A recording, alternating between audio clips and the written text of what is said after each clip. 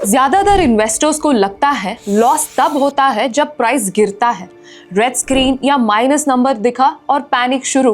पर इन्वेस्टिंग में एक और प्रॉब्लम होता है जो उतनी ही डेंजरस है, बस दिखता नहीं। इसे कहते हैं टाइम करेक्शन। सिंपल है, सोचो आपने एक अच्छी कंपनी में इन्वेस्ट किया, 5-6 साल बीत गए, प्राइस ऊपर नीचे होती रही, पर एंड में वही का वही। आप बोलते हो लॉस तो नहीं हुआ, पर सच ये है कि रिटर्न भी नहीं बढ़ा। यही है टाइम करेक्शन। आपका पैसा अटका रहा, टाइम चलता रहा, इन्फ्लेशन वैल्यू खाती रही और बाकी जगह पैसा क्वाइटली ग्रो करता रहा। इसीलिए टाइम करेक्शन डेंजरस होता है। ये टेंशन नहीं देता पर अपॉर्चुनिटी चुरा लेता है।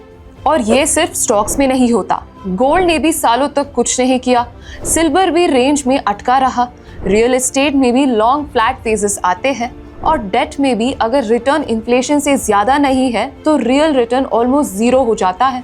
अब सवाल है टाइम करेक्शन होता क्यों है? मोस्टली तब जब ग्रोथ एक्सपेक्टेशंस को जस्टिफाई नहीं करता, कंपनी का प्रॉफिट स्लो होता है, सप्लाई डिमांड बैलेंस्ड, वैल्यूएशंस पहले से हाई होती है। कुछ गलत नहीं होता पर कुछ नया भी तो नहीं होता है। अब इन्वेस्टर क्या कर सकते हैं? सबसे पहले ये समझो कि टाइम करेक्शन नॉर्मल है। हर एसेट अपनी लाइफ में इस फेज से गुजरता है। गलती तो तब होती है जब हम एक ही चीज में फोकस्ड हो जाते हैं और बस वेट करते रहते हैं। स्मार्टर अप्रोच है proper asset allocation. Equity, debt और गोल्ड सबका रोल होता है और टाइम टू टाइम रीबैलेंस करना जरूरी होता है।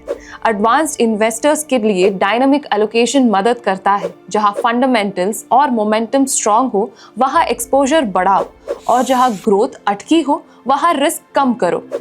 तो फाइनल टेकअवे बहुत सिंपल है, वेल्थ सिर्फ लॉस अवॉइड करके नहीं बनती, बल्कि वेस्टेड टाइम को अवॉइड करके बनती है।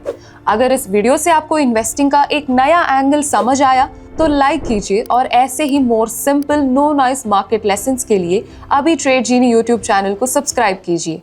Investments in the securities market are subject to market risk. Read all the related documents carefully before investing. The securities are quoted as an example and not as a recommendation.